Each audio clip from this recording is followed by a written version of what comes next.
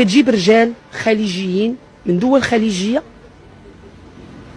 وماشي فقط كتقلب لهم على قصيرات اجنبيات ولا بنات اختها، ولات كتاجر حتى في بنتها حتى في لحمها، لدرجه انها جايبه لها راجل عنده 72 سنه.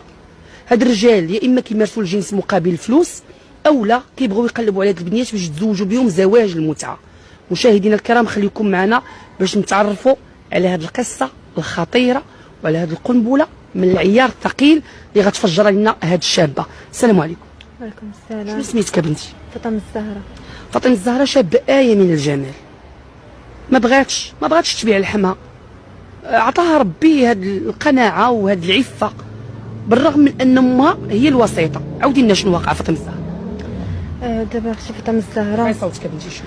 دابا اختي فاطمه الزهراء دابا شي شهرين، قبل من شهرين كانت كتجيب لي الرجال وصافي، وكنت كنقبل انا حيت لا قلت لها لا ولا شي حاجه غتخرجنا للزنقه وغنبات في الزنقه. سعوديه، امارات، كل واحد عطاني 7 المليون، وواحد عطاني 5. خديتيهم هاد الفلوس؟ لا زعما تتزوجي بها عاد تاخذيهم، فهمتي؟ ما كيكمل حتى شي حاجه، حتى تيجيب الخطبه وشحال من حاجه صافي ما كتكمل حتى شي حاجه. صافي هاد الاخراني اللي جابت ليا لا عمر شي واحد؟ لا عمر شي واحد صافي حدهم الخطبه.